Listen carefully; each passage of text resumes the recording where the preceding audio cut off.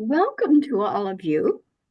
I'm Lois A. Herman, the Managing Director of WUNRN, which is Women's UN Report Network. And we are broadcasting to you all over the world from the UN Women's Commission on the Status of Women. It's a very complex time for women in this world. But this panel will give you an uplifting spirit. I first saw a video, a film by Sass Carey of Nomadicare, and it was so moving and so unusual and special that I wanted to keep broadcasting it. I wanted to keep people aware of it because we don't see on women's communications very much about Mongolia. So read a little bit here. Mongolian nomadic women are rarely seen by the outside world. Strong, spirited, nomadic women emerge as leaders to protect health of families, of herds, it means cattle, herds, safety and security, and the enforcement and the environment and wildlife. It is their remote desert, the steppe, that creates their grounding. But now, with life changing, the economy changing, many of the young people in Mongolia are moving to the city. But Sass Carey has seen all this. She has watched that legend play out. And she and her colleagues are the very best people to tell us the story of Mongolian women since Beijing plus 30. And we will even hear the voice of a Mongolian girl. Thank you.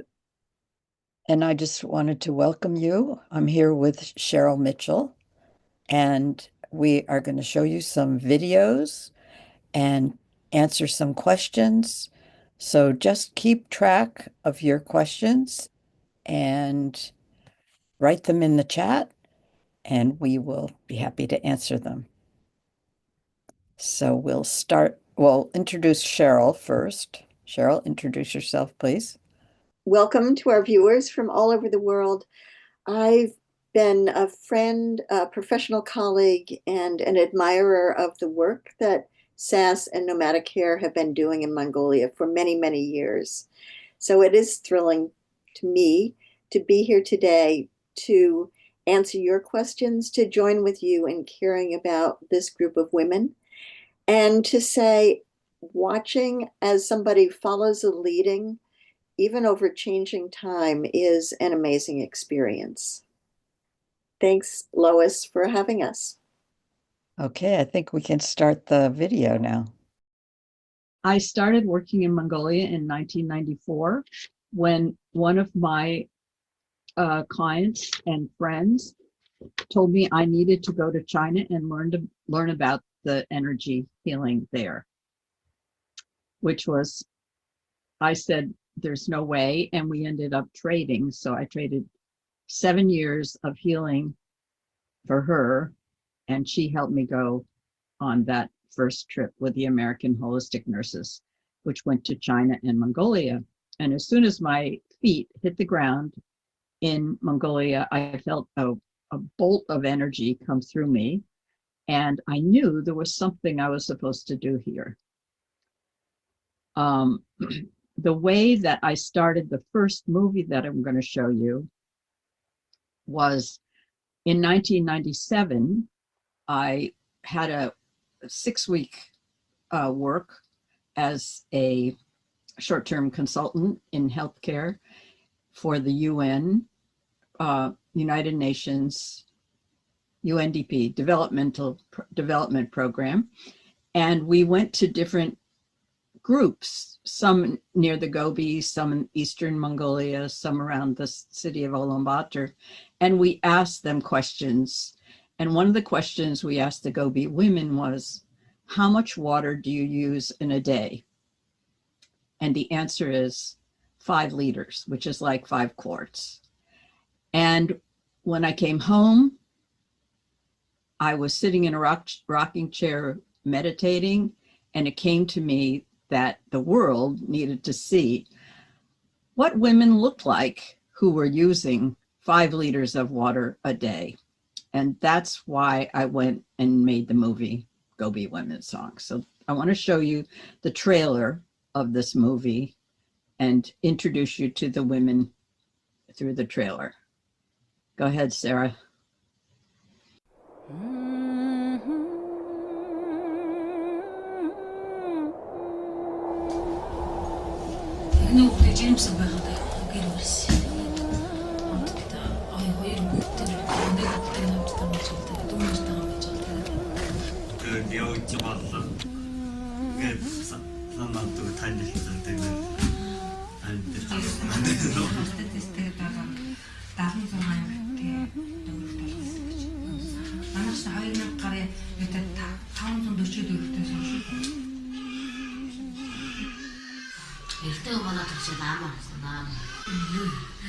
It's better to be born, isn't it?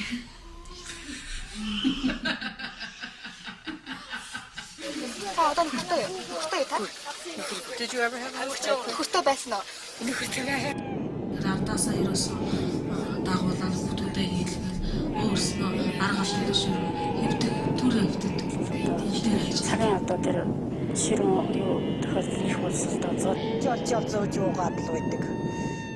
мал чанахгүй холын усанд ч мал ханахгүй тэгээд ус руугаанд гэж яваа. Тэгтээ тэр чинь өвөл хөлдөгдсөн баг юм. Рохот гэж баг метр мөс зодж цоолж усаж байж. Өвөнд. Хотон боллоо гэхэл зүүн муу нөгөө юу ойч байна. Хаачихгүй. Тэгээд юу яаж аргал гэж түүгэж байна. Дуусч чинь гэж байхгүй жил. Хогсцуулаач ял амьдраад байх чинь чадахгүй яах юм болохгүй л яах юм. Яв төв дээр очиж суугаал хөөдөө нөхдөд намайг. Ойр татныхаа улсыг л эрүүлэн сайн сайхан байгаасай л гэж боддог. Илүү дутуу тийм дэнсэн шунсан олчихын долчих гэсэн гин бодол байдаг. Илүүтэн сайхан л байв уу. Эцэг тэрийг амлч болгосон гэж боддог. Эхнийх нь би нэг шүнжлэн маа гэж таасан. Эхнийх нь би дөрвч болгосон.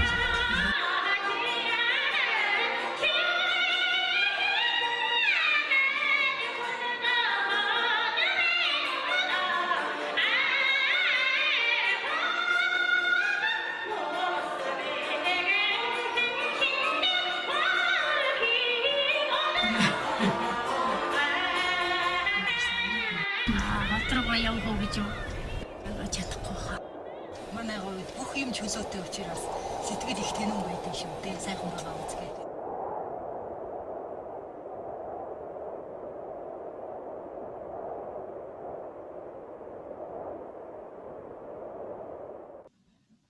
This is a map of Mongolia, and you see 2 areas are shaded, the South Gobi, and to the upper east, to the right, there's Monleysum, and on the north, and Monleysum is where that movie just took place. And on the top, you see some triangles, and those are reindeer camps. And so I've worked in those 2 areas in Mongolia, one being the Huskul province and one being the South Gobi province. And we've done a lot of different work with them, which will show you a few brief things. But we're going to start with the women that were just in that movie. And here's how modern life is coming to the taiga, where the reindeer herders are. Here's they live in the orts or teepee. This is Erdinchimik, the mother, sitting on the rock, and the daughter trying to get cell service for her phone. And could you talk a little bit about how you were received when you first started making Mongolia your second home? What did people think you were doing, and why did they think you were doing it? Well, in the Gobi, I think it's taken quite a long time. I mean, they're very welcoming people, so that the whole idea of being a nomad in this very severe severe climate, you know, because it gets to be 40 below at night in the Gobi and even up in the north, and they're still basically living outside. So somebody could be stranded and they will take care of their strangers. And so when you get there, if you're in the countryside, they take you into their home. They feed you. If they had one goat or one sheep, they would kill that so that you had to have food. I mean, they are incredibly generous. So it's always a wonderful feeling of being taken care of as a stranger. I'm sure they were critical about things. One thing I noticed when I edited the Gobi women's song was that I'm sort of a loudmouth, you know. I mean, maybe Americans, we enunciate and we kind of project. Mongolians in their language are they speak down in their throats or in their chests, you know, and they don't open their mouths too much. So I'm sure that was a little strange for them when they met me, because for some people I was the first foreigner they ever met in the Gobi, and I think even after I'd been going to the taiga for many years, one of the people said, "What are you actually doing here?" And so there's always that question at the same time as they're accepting me. But as I've gone 19 times, and they pretty much know who I am, so it's good. And Fran was asking, you know, you showed the child with the cell phone, you showed the discs. Is there a cash economy now? How do they get those modern things? Well, you know, they make these antler carvings, and that's how they really, when the tourists come and buy them from them, that's how they get their money. That's one thing. The other is in 2012, the government, the president of Mongolia went up to the taiga. I guess it was 40 below, but he had his del, that's their native costume, on, and they have sheepskin, or they have sheepskin on the inside, like lamb's wool against your body, so it's warm. And he went up there and he decided they needed to get a stipend every month. So there was, you know, when the Soviets were there up till 1990, they were taken care of. So from 90 to 2012, they were really not doing that well up in the taiga. And then when the president went and said, okay, we're going to support you, then they started getting money. So they do have some income from the government to buy food and things like that. Great. And before we go on to the next one, can you give us a little visual or maybe a verbal sense of you were working in a desert area and in the taiga? They seem like very different places. Why were you in two such different places? Oh, yeah. Well, I told you why I went to the Gobi, because they were, I got it from when I was working with the UN, and they only had 5 liters of water, and I wanted to see that. And so I started and became kind of connected with the women there. And then I was invited to a talk of Mongolian people that worked in Mongolia, experts who were discussing Mongolia. And I gave a little talk on traditional Mongolian medicine, and that was when Dan Plumley had said he was up in the taiga with the reindeer herders. And I have to say that the very first time I went to Mongolia, I saw a little picture of a reindeer with a shaman on it. And ever since I saw that picture, I wanted to go to the taiga. And but I decided I wasn't going to go just for the fun of it. I wasn't going to go unless I had something to help them with. So Dan, after he heard that I had done traditional medicine, studied it, and had said that he had done a study with the reindeer herders and at Duha reindeer herders and asked them what their needs are. And he made a list of number of, I think, 7 needs that they had. And one of them was someone to help with healthcare. So he thought that would be a good fit because I knew traditional medicine as well as I'm a nurse. So that's how I ended up going up there and really losing my heart there. Love that. Yeah. We took some clips out of the movie Ceremony, which was the women shamans. And I was so interested in shamans. And so I made a movie about it. And we took a few clips to show you.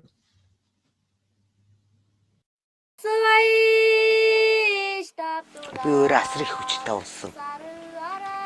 24 цаг унсан.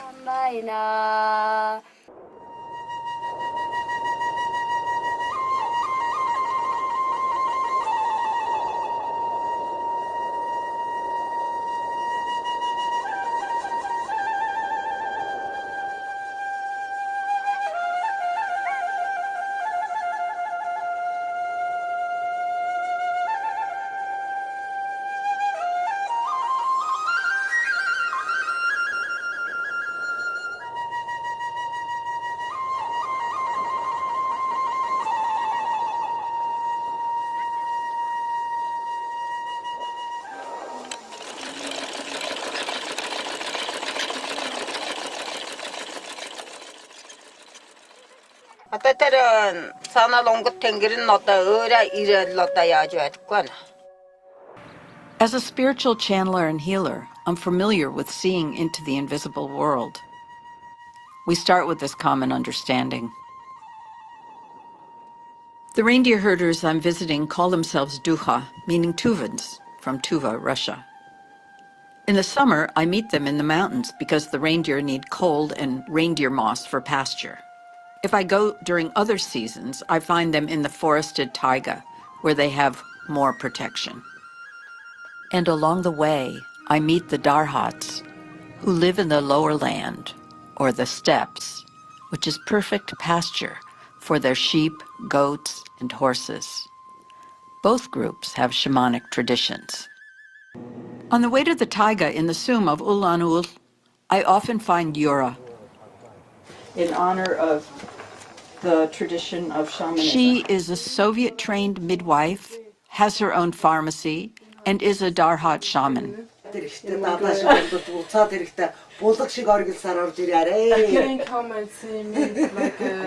I can relate easily to Yura and her struggles before she took on the spirit to become a shaman.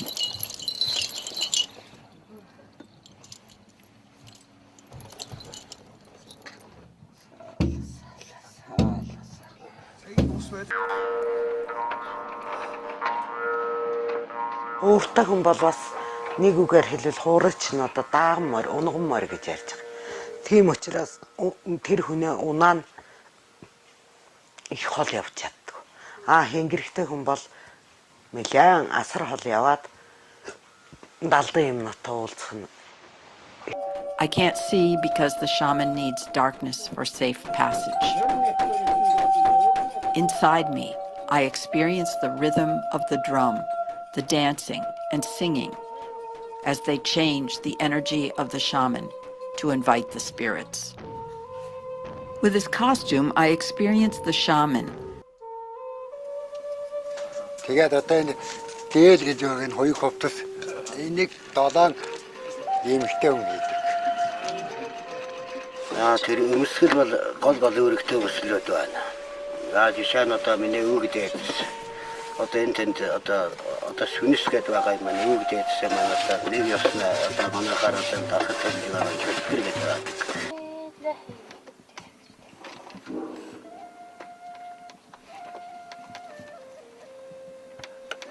Тэр одоо хэнгэрэг гэдэг чинь юу л да одоо жишээ нь одоо явж байхад одоо хүний акт унаа морь одоо тэр хүрэх газраа хүргэх унаа маяг хэрэглээ одоо манайхан хэрэглэнэ.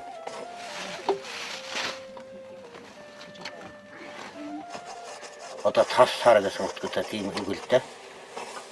Дүнгэр гэдэг маань тийм одоо манай хэллэгээр тийм харан унаа гэсэн.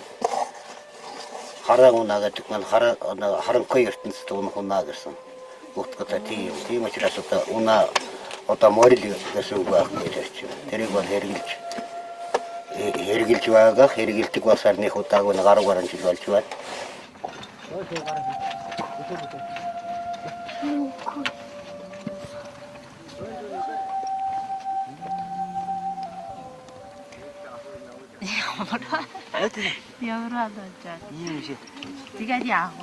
Тэр чинь хараа ингэдэг байхгүй. Ерөөсө хуурай намилж өгдөг. Тэгээд өмсөх үед нь ирж одоо тэр хүмүүс заавар зөвлөгөө гэж жишээлбэл одоо ингээд 7-оос 9 хүн хэнгэрэг номхруулах ёстой.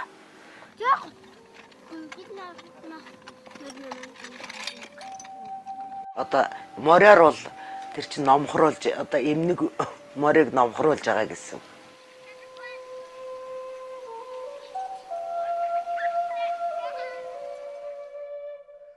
Унах хойтхоо миний мэдрэл муудаж байсан хүн шүү дээ. Уул нь одоо тэр чинь үе муудаал, унаал, унсныхаа дараагаар ерөөсөө тийм ухаан мэдрэлгүй болчихлоо байдаг гэсэн. Одоо бол зөв зөвхөр.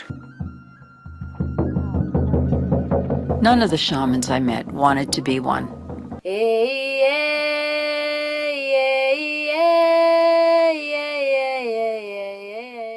We are honored to have our guest Naran Chimik Boyanbat, who is in the Gobi Desert and a high school student. We have a few questions for her to give a better picture than I can give of what's going on in Mongolia. So Nara, how did we meet? How do we know each other? How did you get connected with Nomadicare? When I was young, and my mother's sister is doctor, and Sas came from America to study about Mongolian, and my sister, my aunt, Siling, connected us to Sas. That's how we met. Yes.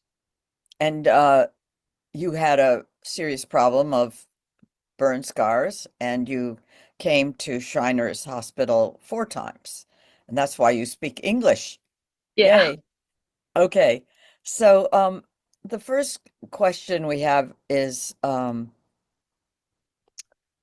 you give us any idea of what the condition of women is in Mongolia, like how they're treated or marriages or how you feel, those kind of things? We need a few stories about that. Okay. Well, I interviewed few women, like 20 or I don't know, maybe 10.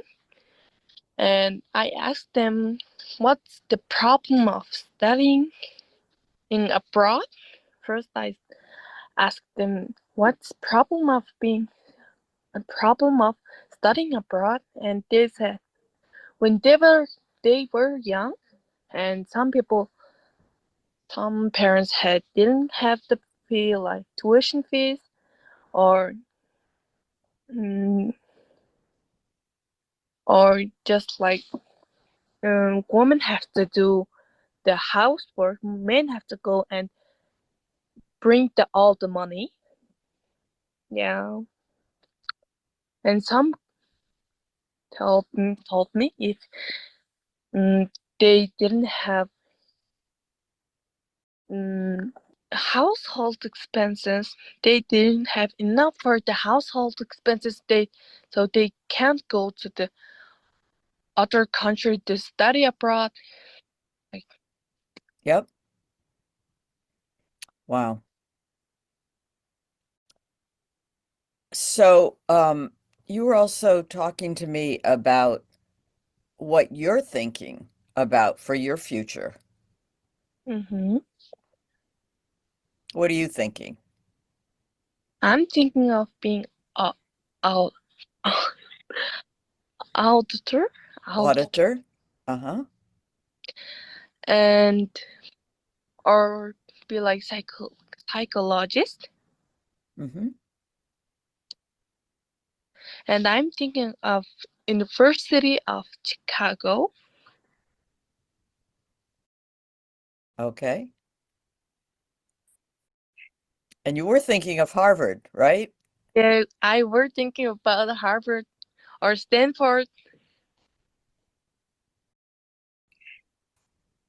Tell about your experience with Harvard. Well, when I wa- well, when I was treated in American, I visited Harvard, and it was so nice to explore other schools like high school, colleges. It was so fun, and I was there like Chinese Lunar Year, and it was like people were celebrating Lunar Year. It was so nice, and there was a statue. Who was it? I didn't remember, but I made the promise to that statue. I will someday. I will come here and study. I remember that, and I was thinking about Harvard. Yeah, that's because why I want to go to Harvard. And how did you learn English?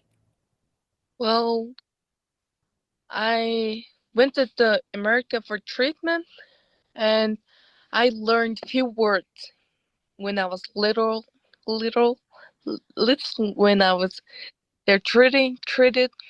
So like some basic words like ice, or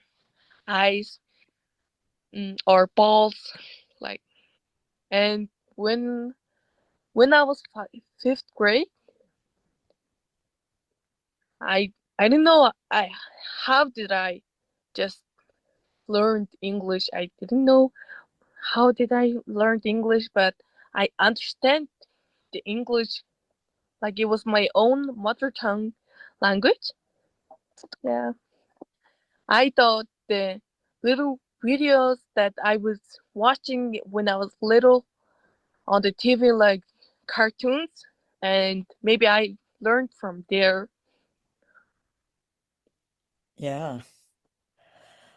Okay, and you interviewed some women also about their condition in Mongolia and how they're treated and what you see as any issues with your with women in your country. If could you talk about that? Well, I interviewed few women, and some you got like family abuses, Got like what? physically and mentally they getting abuses from men, like women have to do the household chores and men have to get the all money household expenses. They get all household expenses, like Could you list some of those household chores that women do in Mongolia? yeah, like basic things like cleaning the house or take care of their children, or even other things like other moms, Okay. and they had to make lunch and dinner and breakfast for their husband when they're leaving or came home from work, like that. And some mothers want to learn and go or mm, work, but some men just like some some men just like you are the woman, you are the mother of this child, and you have to clean the house. And when I come from my job, I want to have my dinner ready or lunch ready, or when I leave in the work, I want my breakfast ready, like, or if they want to work or learn, they will some men just threaten them, like, if you don't do this, I will cut the household expenses, or I will hurt you, or other things, like, or they will some worse men would like hit their wives. Okay, thank you. Hmm. Let's just, could you talk about your mother and father just for a moment so we have a little variety here? Well, my mother and my father has, like, they're married, like, I don't know, like 20 years or 18 years, like something like that. They're happily married and they have 4 kids. I'm youngest daughter, and well, in those like 18 years or 20 years, they had arguments like other people, like other couples, but they managed to hold their relationship. Yeah. Yeah.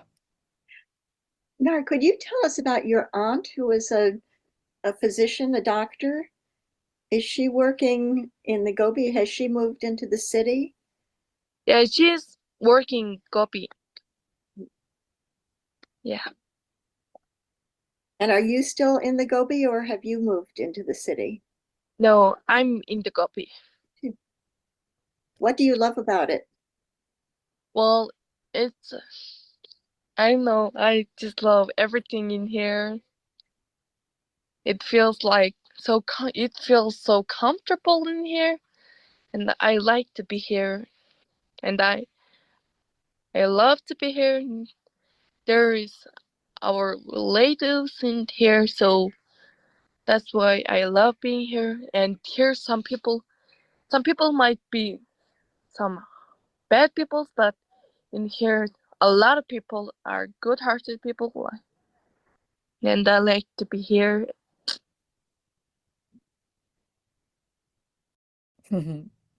Nice. Um, Tell us about school. What is school like for you there? Well, schools here are, well, like other schools. They're just teachers teach their and lessons and give us assignment. Yeah, How many kids are in your class, for instance? I think there's 35. Okay.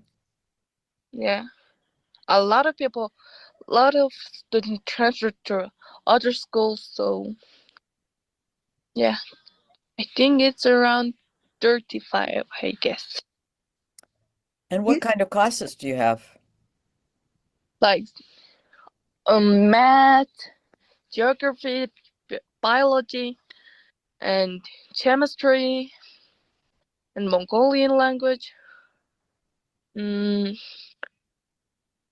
English. Are you in the city? Are you in Daln Zadgad now, or are you in the countryside? I'm in Talmzadot. Okay. Yeah. Anything else, Cheryl? I was just going to ask, you said you're 15. Will you be finished with school this year, next year? When will you finish? School next year. Next year. And then you'll think about studying abroad if that works out. Is that cool? And then will you come back to Mongolia to be an auditor back in Mongolia? What's I the dream? I might be working at American to get some experience and come back America. Tell us why you were thinking of being an auditor. Well, I'm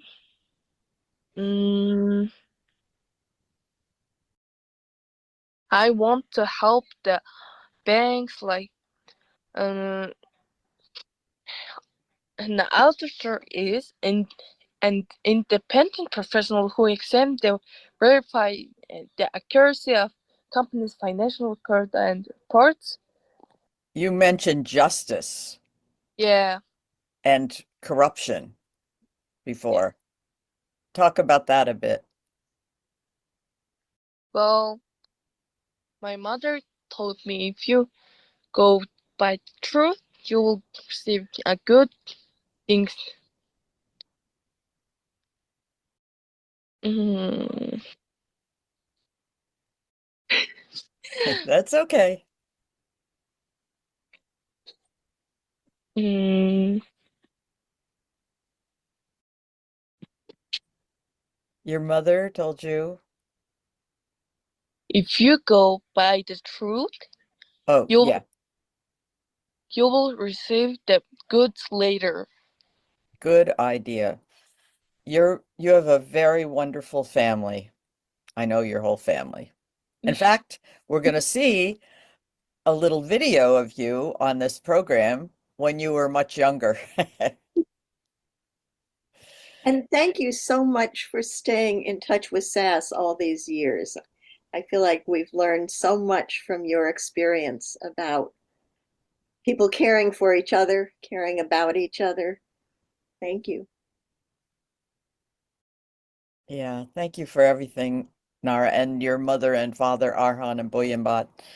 Just fabulous, and your sisters and your brother. Good, good family. So I'm sure everyone wishes you the very best in your future and that your dreams come true. Thank you, I appreciate it. And thanks so much for talking with us today. Appreciate it. Nice to see you. Nice to see you. It was nice to see you again. Okay. Bye. Say hi to everyone for me. Okay, I will.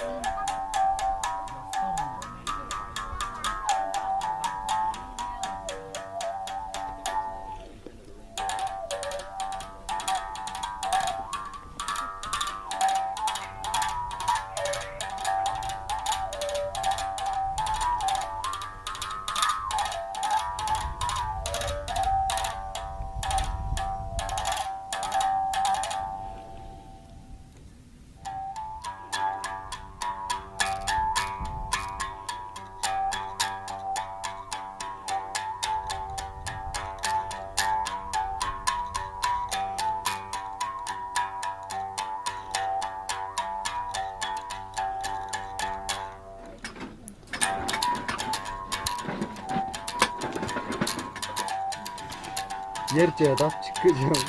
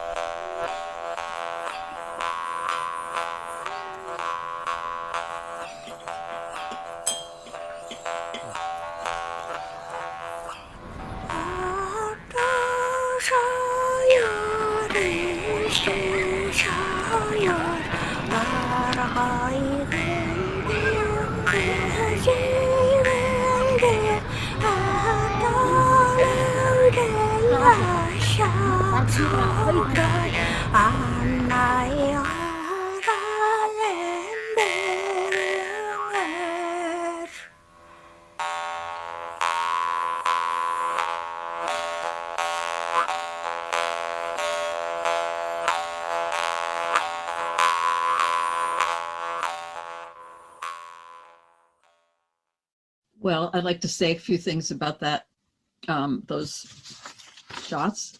In the beginning, we were up in the taiga, and you could see little Nandia learning to carry wood, learning about reindeer, learning all the different pieces.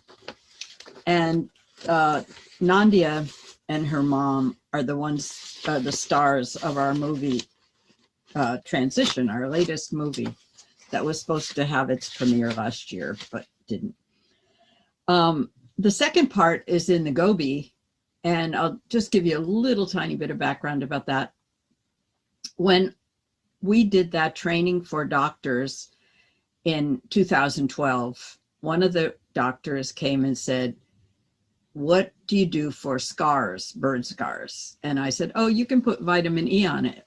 And I was really kind of flippant about it. And then I realized how flippant I was being, and I said, "Why?" That pretty much changed my life right there, because she said, "My niece was burned, and would you like to see her?" And I said, "Okay." So she brought this 18-month-old baby in with, I think, more than 30% of her body burned because she had been in a gare in the Gobi, and it flamed up while her parents were out herding animals. You can see that they're way out by themselves. They don't have babysitters. They don't have, childcare. So she and her sister were in the gare. Her sister was 2 years and 5 months, and she was 11 months. And her sister went out from the fire and then went back in and dragged Nara out. And so Nara went through the flames and the embers and all, and she was very burned. So we set up some help for her. It wasn't really the way Nomadicare was working, but we ended up doing it. So we brought her to the Shriners in Boston, and she's been here 4 times now. And her introducing you to the taiga, and there was a question about the children. Do they go to formal school, or do they simply learn everything from observing and working with their parents? Well, school is a huge thing in Mongolia. They have boarding school for all the nomadic herders, and they have a 95% literacy rate in Mongolia. So it's big education. And as far as their own lifestyle, they learn every single day from their parents. Yes. So both. Yeah. So you have 2 other questions before, if we have time. I think we do. One, okay. Claire's asking about, what about prenatal care? Are women getting prenatal care? They do have hospitals in all of the Sum areas, the rural areas. And they do get some prenatal care, and they get some, it's not so developed. There aren't all the tests, and there's we take vitamins and we take to the taiga, but it's not quite as good. There's some really, I've heard some very bad stories where healthcare was not what the people needed. So, but United Nations, UNFDP,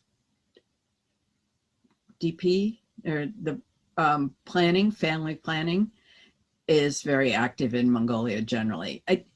If you think about the city is almost like being here now, but still it hasn't filtered out to the countryside, to the rural herders. So they are still behind where we are with healthcare. So I'm thinking, Lois had asked a question, maybe we could take it up about shamans, and then there's a series of other questions after that from people, but we might want to make sure that we have a chance to see all the videos. And maybe we should just go ahead to the migration trailer. Yeah, let's do and migration. then we'll do some deeper questions. And then we'll have the transition trailer, and we'll have a lot of time, I think. And then we'll have good time for questions. Yeah, thank you.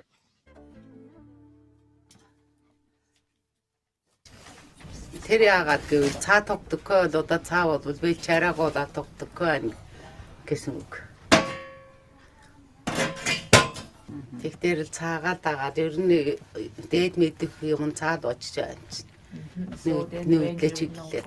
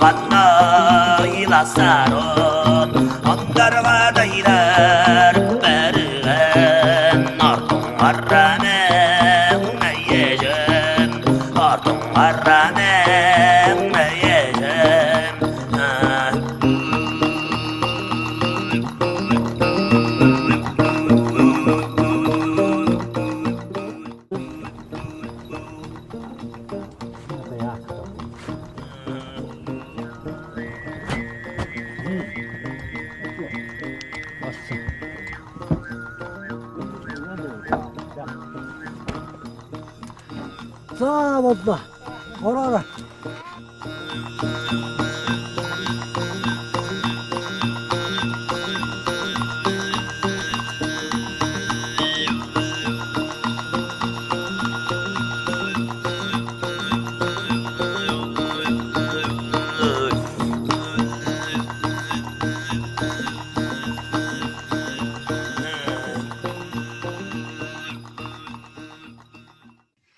So Sass, do you want to take one or two more questions now, or show the transition piece and then do a pile of questions?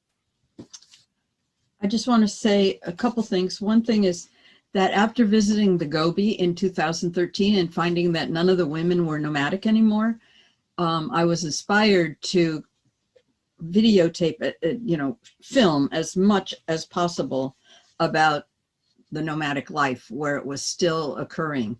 And so that's why I made that movie Migration in 2000. We shot it in 2014. It came out in 2016 because we wanted to document the move of the people, which had changed since we started filming in the Gobi and had disappeared in all of their lives.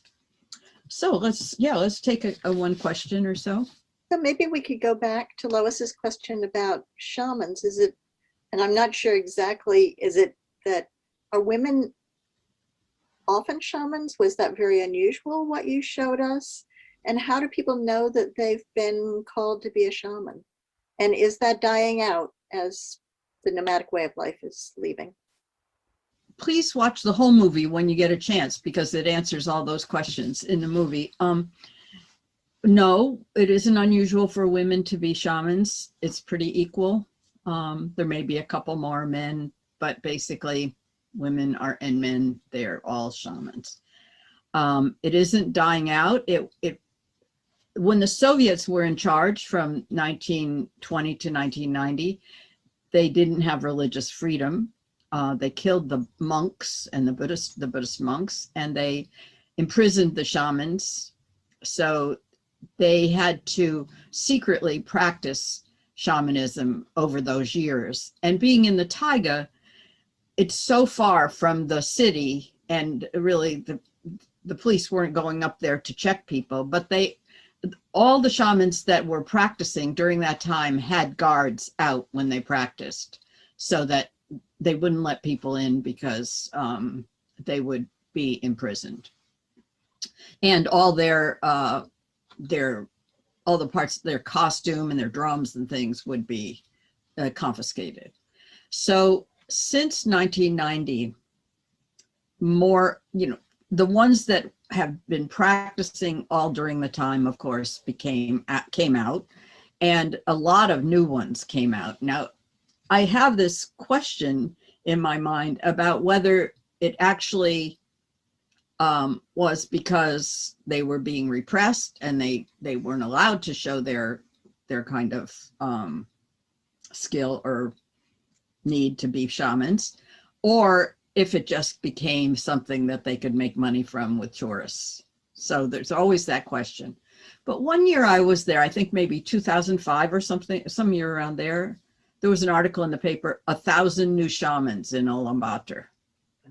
So yeah, I don't really know the answer, and it could be either. There's a book called, let me see, there's a book, Tragic Spirits by Mendoza, who teaches at MIT.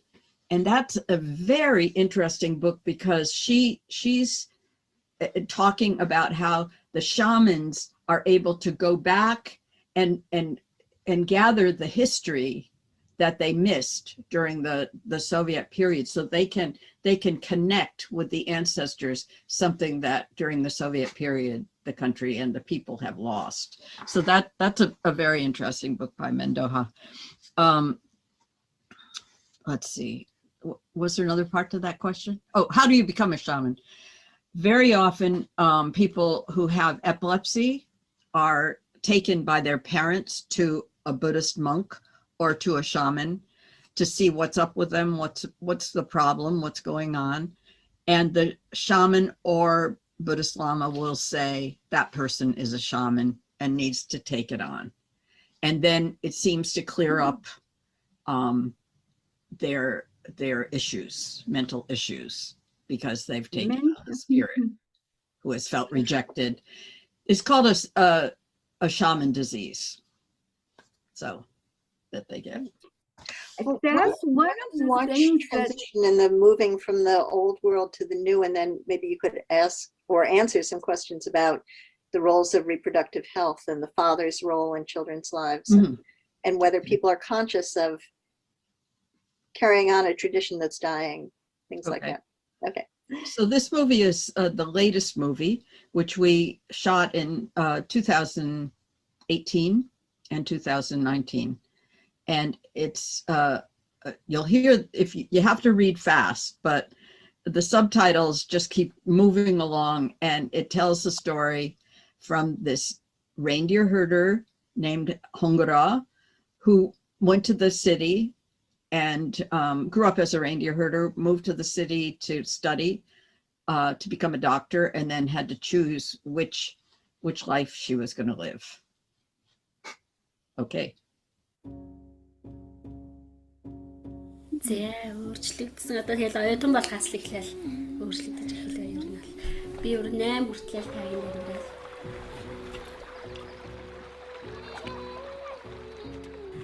ирдээ сумын төвч авч ирэх гэл амьдэрдгээс 8 сургуульд орохоос өмнө 9 дугаар ангид байхад харваад тэгэл би энэ яасан би тэгэл 9 дугаар ангиас тэгэл юм чорлоо хийж удаад бэлдэж эхэлсэн.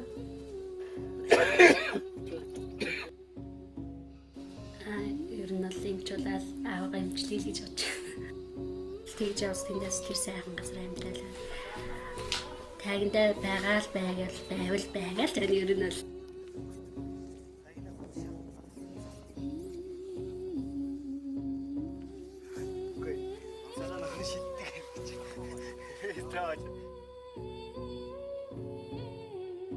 багаар ингээл сургуулиас эхлээл багаар халтаал байгаа гэх тайгнаас ер нь бол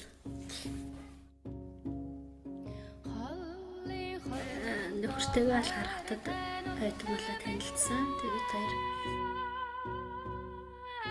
боловсрон ирээд тэгээд өөрийгөө бодно, өөр хүүхдээ бодно. Гэтэ нутгаа юу баг тэгэл хаяал мухаа гэсэндээ хайж байгаа юм биш л дээ.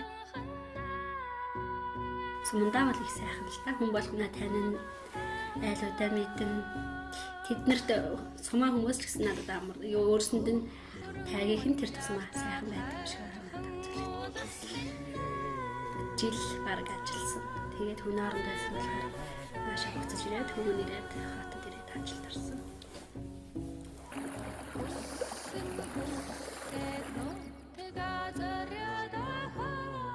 Хамгийн түрүүнд санагддаг юм гой өндөр уулмууд сайхаагаар хамгийн санагддаг.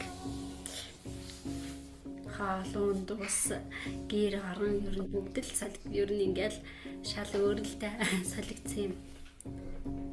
Зөнтэй. Гэсийн чолнолоо, нэмсийн чолнолоо л да. Цаг хугацааны бол өөр андал солигдал явуулах юм тэр нэг зүйтэй байгаа.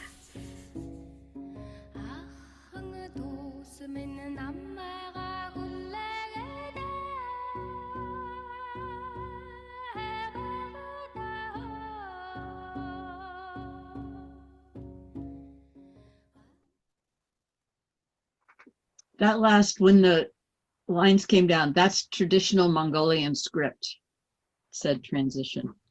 Okay, let's do some questions, Cheryl or Carol. Let's go back to questions about reproductive health and the men's role in helping women raise kids, or what would you say? And has that changed? In the nomadic life, the roles are really separate. I don't really have a judgment about it, even though we've worked so hard to change that, because that life really needs people to be focused, I think, on something. And so the traditional life is the men have the outside, they're in charge of the animals, they take the animals out to pasture, they spend the day out there with them, or they pick them up again from the countryside. The women are in charge of everything in the house, the cooking, the children, and they're in charge of milking the animals.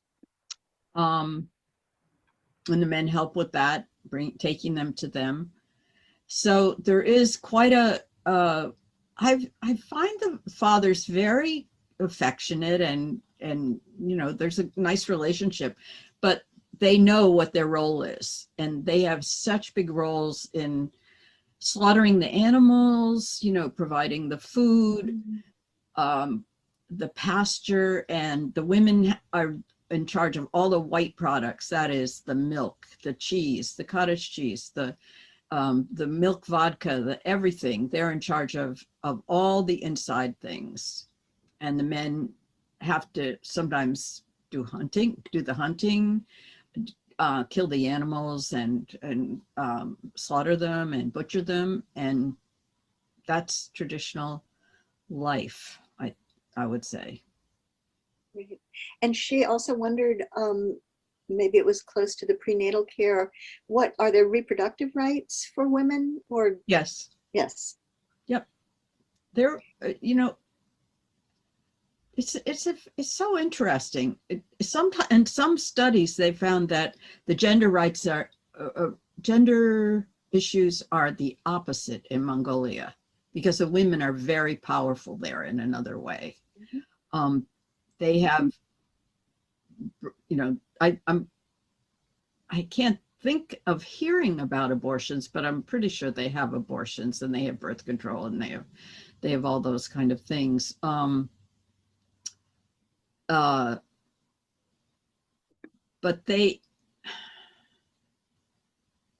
they're, you know, they're, as I said before, they're more higher rate. There's a higher ratio of women in schools, in college. And so some of the programs that go there that think that they're going to be like other countries where the women are just, you know, treated differently. In a way that in some ways they are, but it's very subtle. They seem to have a lot to say to the husbands and the men. They seem to almost have the final word. I don't know if I should talk more about that, but should we move on? Why don't we do two other questions that people have had? And one of those was about your role and how you're a nurse, you're a woman, as you learn to speak Mongolian or understand it better, did people change? Were you're a spirit-led person who's there?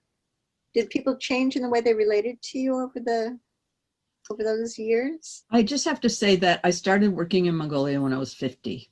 And as one of the Middlebury College professors, Russian professors, said, it's like being in the carnival with all the balloons. There are fewer balloons to hit. So it's harder to learn a language when you're older.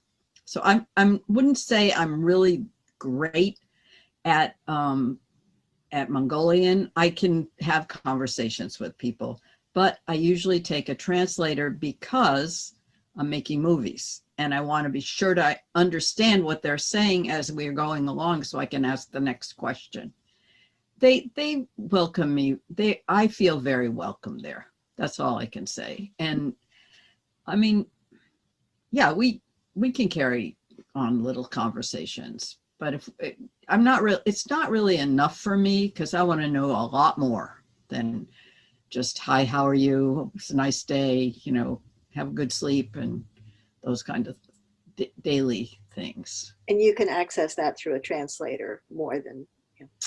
I have to have, you know, translators are very tricky. There are two kinds of translators, I think. One is a wall and one is a bridge. If you get a wall, they take everything in, they like create their own world with it, and then they put out what they want. So they're really the ones having the conversation. But if you get a great translator, that person just lets it slide right through them.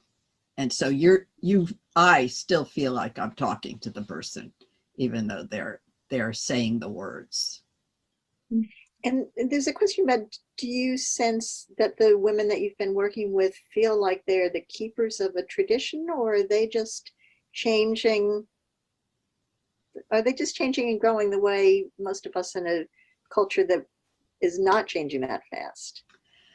Well, we have to talk about the different parts. You know, they're the nomads, and then they're the city people. So the city people are way more modern than people in Vermont are, for instance. I mean, they wear fancier clothes. They're much more sophisticated, I think, than I am. So in the countryside,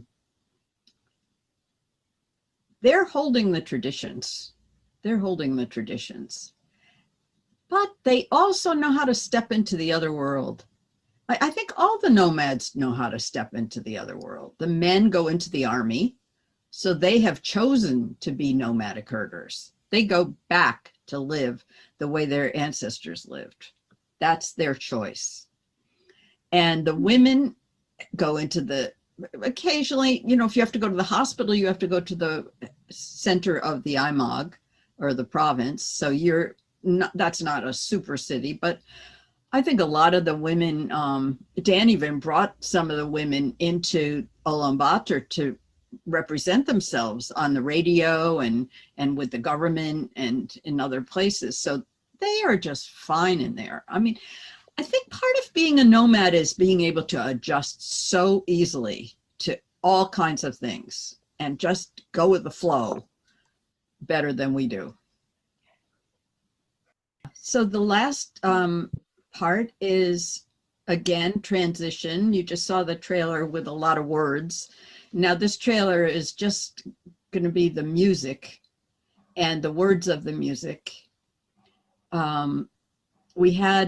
We did the post-production, a lot of the post-production to our movie Transition in Mongolia. So it's Mongolian who composed the song for Hongara.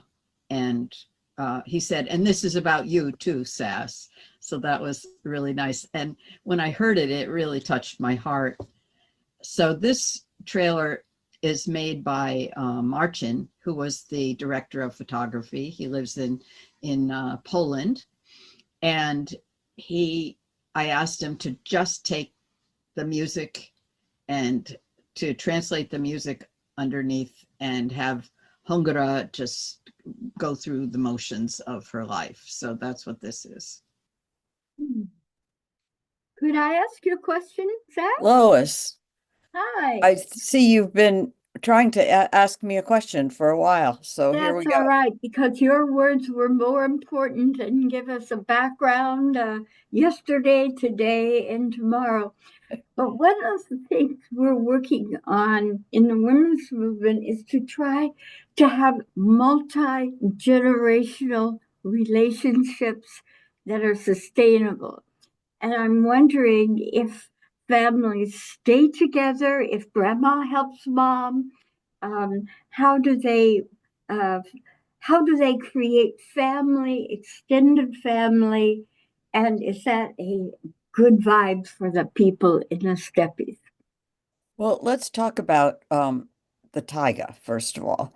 Since they're living in a settlement that has maybe 20 families in it, everyone's there, from the kids to the grandparents, and everybody goes from one orts or Siberian teepee to the other all day long to visit and do things together. That's one situation. The other is when you met Nara, and Nara is actually living in the capital of the province of South Gobi at the home of her grandmothers. And so she and her brothers and brother and sisters and mother are in there during the school year while their father is out herding the animals, the camels and goats and sheep and horses. So the grandparents are quite integrated, especially in the traditional life. Not as much in the city, although usually grandparents do live with their kids or close to their kids, even in the city. Interesting. And I wanted to hold up your very nice newsletter. This is from Nomadicare and was written well by a team, but it also shows the people of the Medicare. And I think that it's kind of a hidden subject. And what we're going to try to do with you as leaders is to bring it forward and have more people know about Nomadicare and hopefully support it. Good. Yeah. And in fact, while you're showing things, I just wrote this book too called Marrying Mongolia. It's a memoir of my life. And Oh, that and my wonderful. movies, all those things are available on Nomadicare website, nomadicare.org. Okay, okay. You are really quite a legend, you and your team. And I also know Robin, who's on your board through Will. And I think you deserve really to be a legend in the work you've done, the time, the effort, the challenges, and the perseverance. Thank you so much for saying that. Really appreciate it. It's been a lot of good years and a lot of time with wonderful people, both in the US and in Mongolia. Mm-hmm. Bravo, on you go. Okay, thank you. Um, Cheryl, shall we answer a couple more questions now? Or should you're muted? Or Kira, are should you with us? I was just thinking, there's been a question for quite a while when you first started talking about Okay.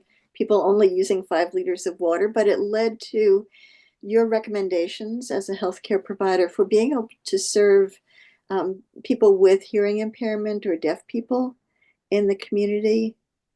And Yeah, okay. Well, now being a person with hearing impediment myself, it's a very important subject to me. I have taken a lot of glasses, a lot of reading glasses and different kinds of magnifying glasses to the people in the taiga, um, who, but as far as hearing, they don't have any way to uh handle that yet. I mean, a lot of people in our country can't afford it either.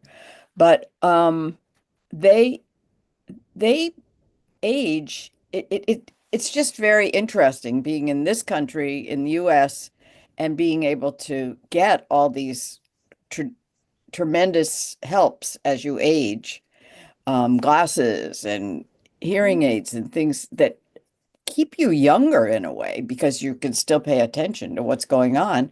Whereas if you're older and you don't have those things, you can't see the animals in the distance, you can't read a book, you can't thread a needle. It's pretty hard. And that is they definitely need more uh service in that area. What is the average lifespan? I think it's different in the city and in the Oh, countryside. yeah, of course. Um, the city is the women live longer. It keeps it's changing really fast. And the last time I looked, it was 68 for the men and maybe 70 for the women in the city. Out in the taiga, it's a lot less. There's one woman who is older than I am in the taiga, and she lived, I don't know how, I think she's in her 80s now, but living into their 80s is not too common in the taiga. Hard life. Tough life, yeah. Mhm. What Are else do there you have, any Cheryl? more questions? Okay, go ahead. Well, I wonder what the young women have dreams. Do they look to their future and obviously caring for their family, but do they have dreams? And the second part of that, do they have technology? Yeah, they have technology. Almost everyone has a cell phone now, so they do. It's changed tremendously since I've started working there. And I wouldn't say they all have computers, but they have their phones and they're on Facebook and all that. And the young people have a dream to get educated. I once did this little well, somebody once offered me to take a scholarship up to the taiga. And so there were a number of young people, I think about 8 people who really wanted the scholarship. and I had them write some questions like what do you see for your life and all that, and they answered it, and we ended up providing scholarships to two of the people. One of them ended up graduating from the university with our help, and he's back up in the north, working. He graduated in mineral sciences, and the other one was this fabulous singer and musician. But when she got to the city, it didn't really work so well. It was too much for her, and she had a baby, and she flunked out, but then she went back, and now she's teaching music in the countryside. So those were two stories that I had. But I think like Nara, a lot of people wrote when I asked them to write that, they said I don't want to have this life. I want to have a an education. And our most recent movie, Transition, is about a woman who became a doctor in the city, and then she had a real conflict about whether she was going to go back to the taiga and with her daughter and be a doctor there, which she did for a year. She substituted, but there wasn't a position there. So she went back to the city, and they live in the city now. So I think a lot of people a lot of the young people dream for that. And what are your dreams? What I'm working on right now is getting all of the information, the clips, the photographs, the writings together to put into an archive. And I've been talking to the University of Pennsylvania about holding the archive and the special collection of my work that I've done for 30 years. So amazing accomplishment, unique. Thank you. Thank you. You really have opened up windows of life in this world that many people don't see. And in an especially volatile time of conflicts, to see this kind of joyful story, a story of success from home to work to life, I think it's inspirational. I hope you show it lots of places. Thank you so much. Thank you. I'm just thinking about what we have left. Sarah, I'm wondering, Sarah's our tech person. I'm wondering if you could cue it up to the last movie, and we will just do a couple more questions, and then we'll watch the 3-minute clip there. Yes, just let me know when you're ready. Okay. Cheryl, do you have another question? Yeah, I think one of the things we'd love to hear about, you've worked with many women, Mongolian women, who are moving into positions like formal positions of power. Yeah. Can you talk a little bit about that? Yeah, it's been such a wonderful thing. My assistants over the 30 years, every year I've had an assistant, some of them for many years, and they are doing amazing things. One of them has been working in Thailand in the embassy. One of them is in Netherlands, and she's actually raising her children there. I've had a lot of young women that started with me and have gone on for there. I have Annika, who is my assistant now, and she's still in Ulaanbaatar. She's teaching English, and she still helps with Nomadicare.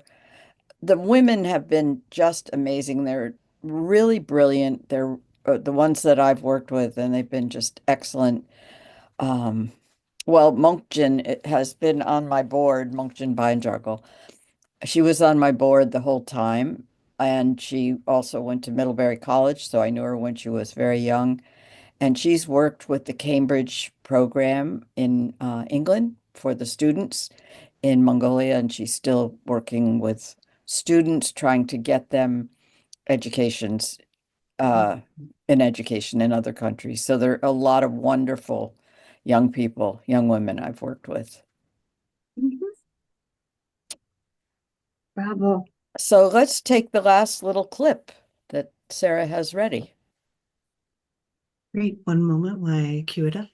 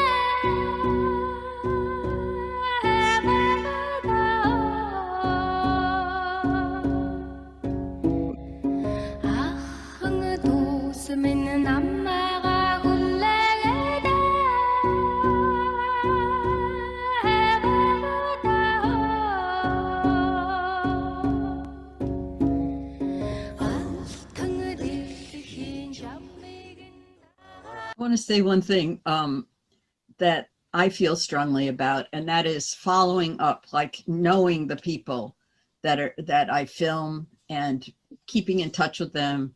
And Hungra, who was we just saw, has just had a baby in February. She had a little boy, so now she has a little boy and a little girl. And her husband is a singer in Mongolia, so they're progressing along. And oh yeah, I could tell you another story too. Oh, I like this story. So we were in Mongolia the second time shooting her in 2019 in our apartment. And I said to her, just like I said to Dr. Orensinoro in the Gobi, if you could have anything, what would you like? And she said, I would like to become a cardiac pediatrician. And so somebody who was there with me told her parents, and her parents had been watching as the film was developing. And her parents said, and I said, how much will it cost? And she said, $1,200. And her parents immediately gave a fund for her to go to school. Well, things don't always turn out in Mongolia the way they do in the rest of the world. And so the next year, she asked me if she could use that money for her sister to go to college in Tuva. And I said, no, you can't. It's really for you to go to school.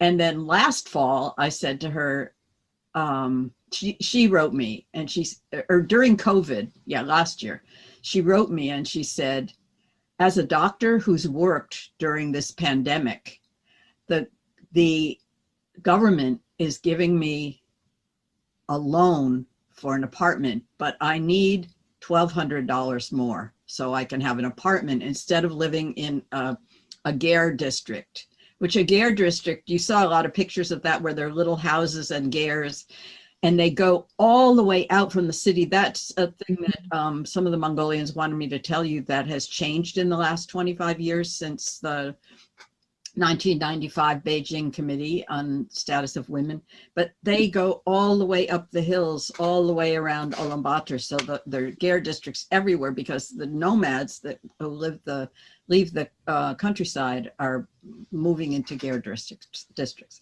So Hungra was living in the Gare district in a little house, and now she has an apartment.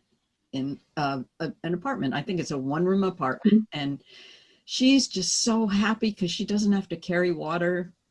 And water is really such a luxury, such a luxury. And so the people that gave the money, I checked with them and they said, yes, let's give her the 1,200 for that. Because so she did. She has an apartment and her husband and two kids now, and she doesn't have to carry water. Yay. Oh, wonderful. A success story. Will you keep an archive of all those successes, won't you, Sass? Yes, and I just want to thank you, Lois, for inviting us to come and speak today, and Sarah for your help. And it's sorry we haven't gotten to more questions, but I am here, so you can reach me through sass@nomadicare.org if you have And yes, questions. and we can do an event through Zoom at another time. It doesn't have to be through the Commission on the Status of Women. It could Okay. be a festival. It could be a travel documentary as you Okay. go there and meet with the same people. That would be lovely. And it was wonderful. I agreed with you totally to have a young woman from Mongolia tell her story. Oh, it was a little challenging, but she did a great job. Oh, you did a great job, all of you. And Thank you. sorry for the work on the background. It was really helpful. Thank you. We will keep in touch. Okay. And Thank you. I probably will see Robin sometime because I'm with her on Whoops, and I will tell her, let's keep supporting Nomadicare. Okay. All Yes. right. Thank Thank you. Thank you you. very much. Bye-bye. Bye. Bye.